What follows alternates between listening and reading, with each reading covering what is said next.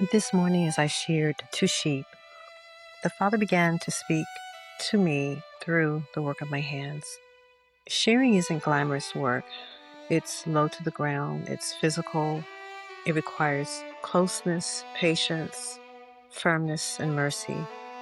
You can't shear from a distance. You must come near enough to feel the sheep struggle, near enough to see what's become tangled, near enough to know where the wool ends and the tender flesh begins. And this is the wisdom of the shepherdess. There are things in our lives that were once a covering, but in another season they become weight. Wool isn't evil. It is natural. It grows with the sheep. It protects in cold seasons. But when the weather changes, what once covered can become heavy, hot, matted, and dangerous. So the shearer doesn't come to punish the sheep. The shearer comes to lighten the sheep. And this is a word for the daughters of Sarah. Sometimes the Father puts his hand on a season and says, "This can't remain on you the same way anymore." Not because he's angry, not because he's stripping you in shame, but because he is preparing you to breathe again. There are burdens we have carried so long that we start thinking they're part of us. Old grief, old fear, old survival habits, old offenses, old responsibilities that were never ours to keep. Even good things from a former season can become heavy when the Ruach is calling us forward. But here's a holy lesson. The blade isn't meant for the sheep's flesh. It's meant for what has grown too heavy. That's why the hand holding the blade must be steady. A woman of God must learn the difference between correction and cutting, between discernment and harshness, between holy removal and wounding the tender places of another soul. Yeshua was led like a lamb before his shearers, and he didn't open his mouth. That silence was not weakness, it was surrender.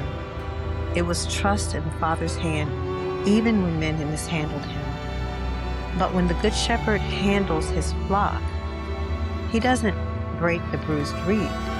He doesn't quench the smoldering wick. He knows exactly what must be removed and what must be preserved. Women of House of Sarah, we're living in a season where we as women must become wise shearers in our homes, in our families, in our ministries, and first within our own hearts.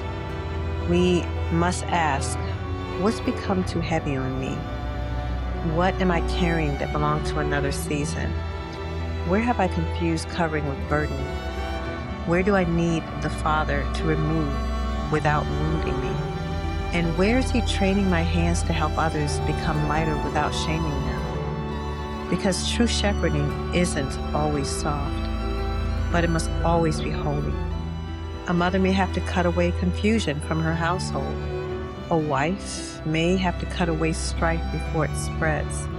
A teacher may have to cut away falsehood from the women entrusted to her. And a daughter of Sarah may have to cut away fear, bitterness, exhaustion, or the false guilt of trying to carry everyone. But she must do it with clean hands, with a quiet spirit, with watchful eyes, with mercy in her heart. And here's the beautiful part.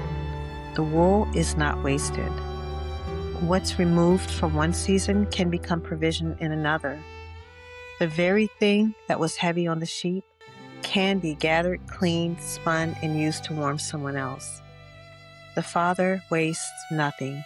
Even what he removes from us can become wisdom, testimony, covering, teaching, compassion, discernment.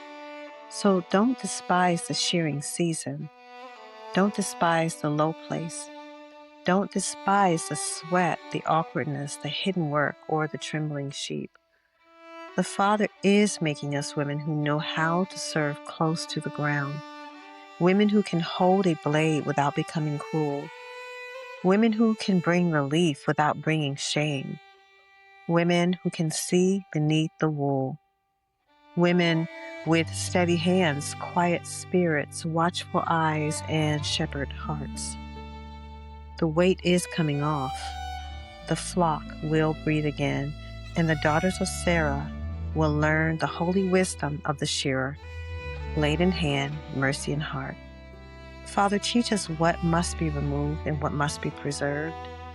Give us steady hands and clean hearts. Please deliver us from harshness, but also deliver us from fear. Make us women who can shepherd wisely, correct tenderly, and serve faithfully. Let every burden that's grown too heavy be lifted in its appointed season. In Yeshua's name, amen.